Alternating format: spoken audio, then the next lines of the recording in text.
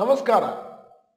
ಕಳೆದ ವರ್ಷಕ್ಕೆ ಹೋಲಿಸಿದರೆ HDFC ಬ್ಯಾಂಕಿನ ಲಾಭ 33.5% ಮೇಲೆ. ನಾನು ಡಾಕ್ಟರ್ ಭರತ್ ಚಂದ್ರ. ವಿಡಿಯೋಗಳ ಉದ್ದೇಶ ಕನ್ನಡಿಗರ financial education. HDFC bank HDFC merger ಆಗಿದ್ದು ನಿಮಗೆಲ್ಲ ಗೊತ್ತಿದೆ. ಈಗ ಸೆಕೆಂಡ್ ಕ್ವಾರ್ಟರ್ ರಿಸಲ್ಟ್ಸ್ ಬಂದಿದೆ ಮರ್ಜರ್ ಆದ್ಮೇಲೆ.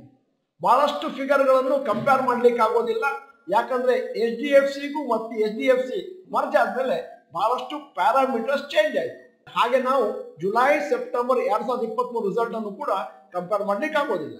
ನೀವೇನಾದ್ರೂ HDFC ಬ್ಯಾಂಕಿನ ಹೂಡಿಕೆದಾರ ಆದ್ರೆ ಇವತ್ತಿನ ವಿಡಿಯೋನ ಸಂಪೂರ್ಣವಾಗಿ ನೋಡ್ಬೇಕಾಗುತ್ತೆ. ಯಾಕಂದ್ರೆ ಫಂಡಮೆಂಟಲ್ ಅನಾಲಿಸಿಸ್ ಅನ್ನು ನಾವಿಲ್ಲಿ ತಿಳಿಸಿದ್ದೇವೆ ಮತ್ತು ಅದನ್ನು ನೀವು ಮಾಡಬೇಕಾಗಿತ್ತು. ನಿಮ್ಮ ಅನುಕೂಲಕ್ಕೋಸ್ಕರ ನಾವು ಮಾಡ್ತಾ ಇದ್ದೇವೆ. ಸಾಮಾನ್ಯವಾಗಿ ಪ್ರತೀತಿ ಏನು ಅಂತಂದ್ರೆ, ಯಾವುದಾದ್ರೂ ಒಂದು ಕ್ವಾರ್ಟರ್ ನಲ್ಲಿ ರಿಸಲ್ಟ್ಸ್ ಬಂದ್ರೆ ಅದೇ ಕ್ವಾರ್ಟರ್ ಕಳೆದ ವರ್ಷವನ್ನು ನಾವು ಕಂಪೇರ್ ಮಾಡಬೇಕು. ಅದು ಸಾಧ್ಯ ಇಲ್ಲ. ಆದ್ದರಿಂದ ಕೇವಲ HDFC ಬ್ಯಾಂಕ್ ಅಕ್ಟೋಬರ್ ಡಿಸೆಂಬರ್ 2023 ಮತ್ತು ಅಕ್ಟೋಬರ್ ಡಿಸೆಂಬರ್ 2022 ಮಾತ್ರ ಹೋಲಿಸ್ತಾ ಇದ್ದೇವೆ, ಹೋಲಿಕೆ ಮಾಡ್ತಾ ಇದ್ದೇವೆ. HDFC bank quarterly financials net profit October December 2022ರಲ್ಲಿ 12,259 ಕೋಟಿ.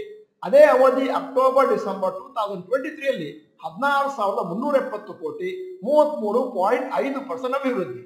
ನೆಟ್ NPA 0.33% ಇತ್ತು ಅಕ್ಟೋಬರ್ ಡಿಸೆಂಬರ್ 2022 ಅಲ್ಲಿ, ಈಗ ಕಮ್ಮಿ ಆಗಿದೆ. ಅಕ್ಟೋಬರ್ ಡಿಸೆಂಬರ್ 2023ರಲ್ಲಿ 0.31% ಬಂದಿದೆ. ಈಗ HDFC ಬ್ಯಾಂಕಿನ ಕಳೆದ 5 ಕ್ವಾರ್ಟರ್ ನೆಟ್ ಪ್ರಾಫಿಟ್ ಅನ್ನು ನಿಮ್ಮ ಮುಂದೆ ಇಡ್ತಾ ಇದ್ದೇನೆ, ಯಾವ ರೀತಿ ಫಂಡಮೆಂಟಲಿ ಸ್ಟ್ರಾಂಗ್ ಆಗಿದೆ ಅಂತ ತಿಳಿಸ್ಲಿಕ್ಕೋಸ್ಕರ. ಅಕ್ಟೋಬರ್ ಡಿಸೆಂಬರ್ 2022ರಲ್ಲಿ 12,259 ಕೋಟಿ, ಜನವರಿ ಮಾರ್ಚ್ 2023 12,047 ಕೋಟಿ, ಏಪ್ರಿಲ್ ಜೂನ್ 2023 11,952 ಕೋಟಿ, ಜುಲೈ ಸೆಪ್ಟೆಂಬರ್ 2023 15,976 ಕೋಟಿ, ಅಕ್ಟೋಬರ್ ಡಿಸೆಂಬರ್ 2023 16,370 ಕೋಟಿ. ಈಗ HDFC ಬ್ಯಾಂಕಿನ ಬೇರೆ ಪ್ಯಾರಾಮೀಟರ್ಸ್, ಟೋಟಲ್ ಡಿಪಾಸಿಟ್ಸ್ 22,29,000ದಿಂದ 28,47,000 ಹೋಗಿದೆ ಡಿಸೆಂಬರ್ 2022ರಿಂದ ಡಿಸೆಂಬರ್ 2023 ಕ್ವಾರ್ಟರ್ ಕಂಪೇರ್ ಮಾಡಿದ್ರೆ. ಅಂದ್ರೆ ಮೇಲಕ್ಕೆ ಹೋಗಿರೋದು ಪರ್ಸೆಂಟೇಜ್ 27.7%. ಟೋಟಲ್ ಅಡ್ವಾನ್ಸಸ್ ಕೂಡ ಕ್ವಾರ್ಟರ್ ಎಂಡಿಂಗ್ ಡಿಸೆಂಬರ್ 2022ರಲ್ಲಿ 15,20,505 ಇದ್ದದ್ದು ಈಗ 24,69,300 ಆಗಿದೆ, 62.4% ಮೇಲೆ ಹೋಗಿದೆ. ಬ್ರಾಂಚಸ್ 7,183 ಇದ್ದದ್ದು ಈಗ ಈ ಕ್ವಾರ್ಟರ್ ನಲ್ಲಿ ಎಂಡಿಂಗ್ ಡಿಸೆಂಬರ್ 2023ರಲ್ಲಿ 8,091, 12.6% ಮೇಲಕ್ಕೆ ಹೋಗಿದೆ. ATMಗಳು ಕೂಡ 8.8% ಮೇಲಕ್ಕೆ ಹೋಗಿದೆ. ಅಂದ್ರೆ HDFC ಬ್ಯಾಂಕಿನ ಒಂದು ಒಳ್ಳೆಯ ಪರ್ಫಾರ್ಮೆನ್ಸ್ ಅಂತ ಕರೀಬಹುದು ಮತ್ತು ಇದು ಬೆಟರ್ ದೆನ್ ಅನಲಿಸ್ಟ್ ಎಕ್ಸ್ಪೆಕ್ಟೇಷನ್. ಇವತ್ತು HDFC ಬ್ಯಾಂಕಿನ ಷೇರು ರಿಸಲ್ಟ್ ಬರುವ ಮುಂಚೆನೆ 0.4% ಮೇಲಕ್ಕೆ ಕ್ಲೋಸ್ ಆಯಿತು. ಅದೇ ಅವಧಿಯಲ್ಲಿ ನಿಫ್ಟಿ ಇವತ್ತು ಕೆಳಗೆ ಬಂದಿದೆ. ರಿಸಲ್ಟ್ಸ್ ಇವತ್ತು ಮಾರ್ಕೆಟ್ ಅವರ್ಸ್ ಆದ್ಮೇಲೆ ಅನೌನ್ಸ್ ಮಾಡಿದ್ದಾರೆ. ನಾಳೆ ಕಾದು ನೋಡಬೇಕು ನಮ್ಮ ಹೂಡಿಕೆದಾರರು ಯಾವ ರೀತಿ ರಿಯಾಕ್ಟ್ ಮಾಡ್ತಾರೆ. HDFC ಬ್ಯಾಂಕಿನ ಷೇರುಗಳು 14% ಮೇಲಕ್ಕೆ ಹೋಗಿದೆ 1ನೇ ತಾರೀಕು ನವೆಂಬರ್ 2023ರಿಂದ ಕಳೆದ ವರ್ಷದಲ್ಲಿ. ಅಂದ್ರೆ ನಿಫ್ಟಿ 50 ಅದೇ ಟೈಮ್ನಲ್ಲಿ 15% ಮೇಲಕ್ಕೆ ಹೋಗಿದೆ ಫಸ್ಟ್ ನವೆಂಬರ್ ಇಂದ.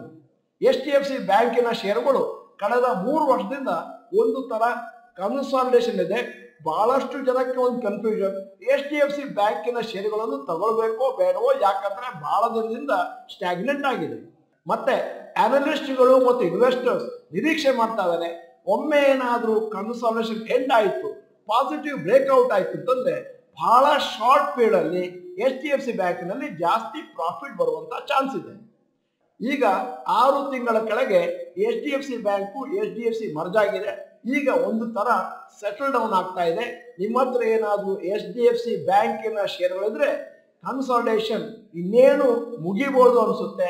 ಆದ್ದರಿಂದ ನಿಮ್ಮ ತಾಳ್ಮೆಯನ್ನು ಚೆಕ್ ಮಾಡಲಿಕ್ಕೆ HDFC ಬ್ಯಾಂಕ್ ಅನ್ನ ಒಂದಷ್ಟು ದಿನ ಹಿಡಿದಿಟ್ಕೊಳ್ಬೇಕಾಗುತ್ತೆ. ಇದೇ ತರನೇ ITC ಷೇರುಗಳಲ್ಲಿ 2021-22ರಲ್ಲಿ ತುಂಬಾ ಕನ್ಸಾಲಿಡೇಷನ್ ಆಯಿತು, ಮತ್ತೆ ಸಡನ್ ಆಗಿ ಮುಂದಿನ 1 ವರ್ಷದಲ್ಲಿ ಡಬಲ್ ಆಯಿತು.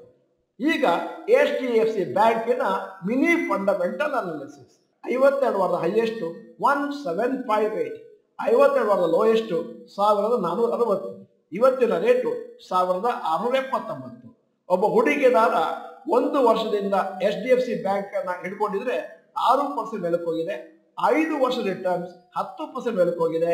10 ವರ್ಷದಲ್ಲಿ 18% ರಿಟರ್ನ್ಸ್ ಕೊಟ್ಟಿದೆ. ಈಗ ವಿಡಿಯೋದ ಕೊನೆಯಲ್ಲಿ ನಿಮ್ಮ ಜನರಲ್ ನಾಲೆಜ್ಗಾಗಿ ಒಂದು ಪ್ರಶ್ನೆ ಕೇಳ್ತಾ ಇದ್ದೇನೆ. HDFC ಬ್ಯಾಂಕಿನ ಕಾರ್ಪೊರೇಟ್ ಆಫೀಸ್ ಮತ್ತು ಫಸ್ಟ್ ಬ್ರಾಂಚ್ 1994ರಲ್ಲಿ ಇನಾಗ್ರೇಷನ್ ಆಯಿತು. ಅದನ್ನ ಇನಾಗ್ರೇಷನ್ ಮಾಡಿದವರು ಯಾರು? ನಿಮ್ಮ ಮುಂದೆ 4 ಆಯ್ಕೆಗಳು: PM PV Narasimha Rao, president Shankar Dayal Sharma, FM Manmohan Singh, 4ನೇದು ಮಿನಿಸ್ಟರ್ ಪ್ರಣಬ್ ಮುಖರ್ಜಿ. ಸರಿಯಾದ ಉತ್ತರವನ್ನು ದಯವಿಟ್ಟು ಚಾಟ್ ಬಾಕ್ಸ್ ನಲ್ಲಿ ಟೈಪ್ ಮಾಡಿ. ನೀವು doctor Bharath Chandra institute Kannada channel member ಅಲ್ಲ ಅಂತಂದ್ರೆ ಇದೀಗ ಸಮಯ ಸಬ್ಸ್ಕ್ರಿಪ್ಷನ್ ಬಟನ್ ಬೆಲ್ ಐಕಾನ್ ಒತ್ತಿ.